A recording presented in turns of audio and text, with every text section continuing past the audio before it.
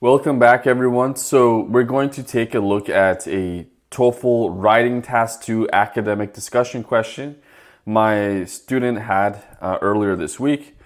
So let's say this is what the professor was talking about. Many areas are trying to reduce fossil fuel consumption because such fuel causes pollution and may contribute to climate change. So clearly off the bat, you can see that we're dealing with an environmental topic. There's no questions about this. To this end, it's kind of like because of this situation, right?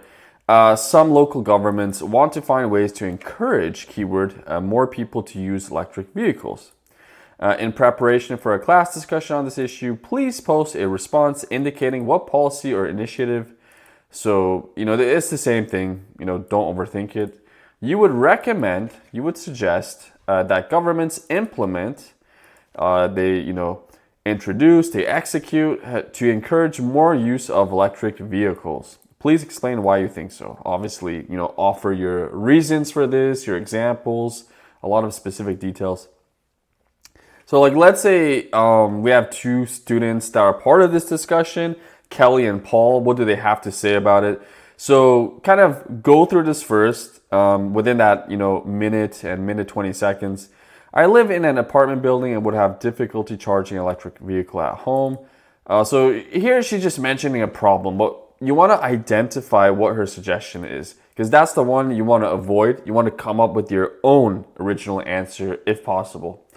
I think, so keyword here, I think that governments should offer financial support to encourage places such as shopping districts, places where people shop a lot, like malls, to install a large number of charging stations, maybe even free ones that the public could use.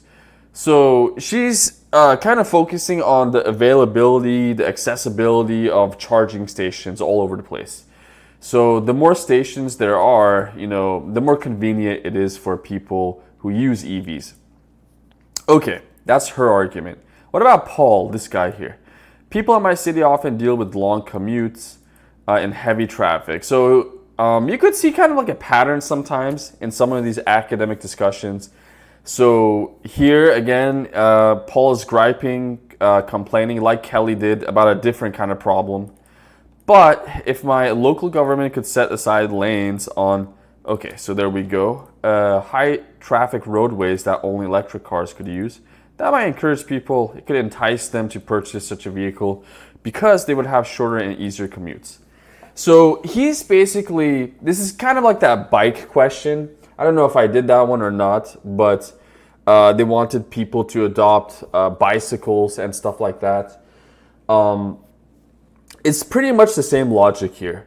So what Paul's suggesting is, they should have a separate lane or two on the freeways, on the highways, the roadways, so that electric vehicles can use them and, avoid running into traffic with the petrol vehicles. Okay. So really nice ideas, but now when you come up with your answer, try not to use Kelly or Paul's ideas or any other students. Try to come up with your own reasons here, all right? It'll really boost your score, assuming everything else is right. While Kelly and Paul suggest some excellent ideas for governments to put into effect, so that's like implement, I wanted to paraphrase a little, in order to encourage more use of electric vehicles. So that's what they were saying, right? I'm giving them some credit. Now this is my stance. This is my position.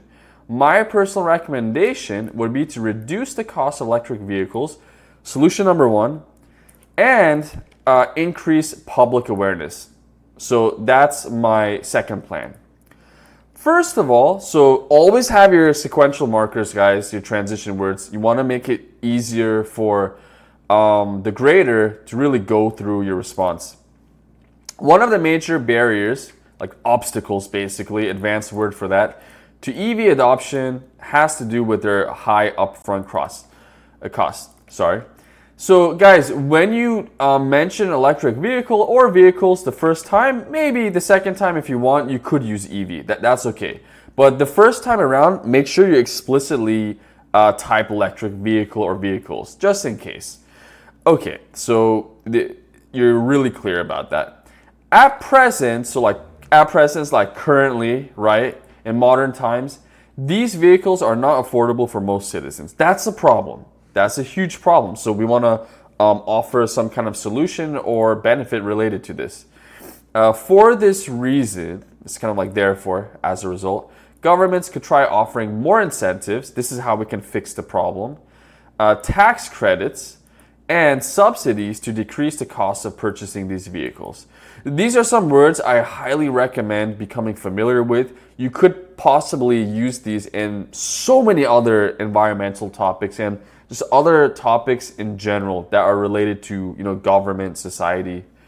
All right, such an initiative, such a proposal, right, would definitely make it more affordable for the average consumer. It's a nice expression. So the typical person that buys cars, right? And perhaps, maybe more individuals would make the switch. So again, this is kind of like an expression. So they would make the switch, obviously, to electric vehicles. Because before, maybe they were, using petrol-based vehicles. All right, so gas-powered vehicles. Furthermore, many people still do not have much information about electric vehicles, their advantages, their benefits, and how they work. They just don't.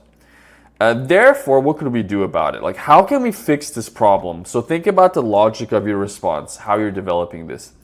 Governments and car manufacturers or automakers, right, should invest more money and resources in public awareness campaigns. This is nice topic vocab. You could use this in a lot of kind of social related topics, environmental topics. It's an excellent phrase. To educate the masses about, now you could say people too. I just wanted to be a show off and I just want to just throw, different diverse vocab about the benefits of electric vehicles. So I talked about advantages earlier. Here I have benefits, including their environmental benefits and lower cost of operation. Now, if you wanted to paraphrase this, you could just go back to advantages. To conclude, so if you have time, slap in a conclusion to boost your word count. This way, if you can get over 135 words, the more the better. The more the merrier.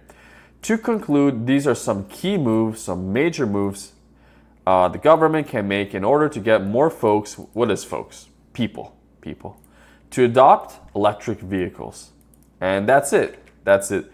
So this is a very difficult topic for so many test takers. If you're not used to it, guys, like go to Google, type like all about electric vehicles, all about EVs, advantages and disadvantages of EVs.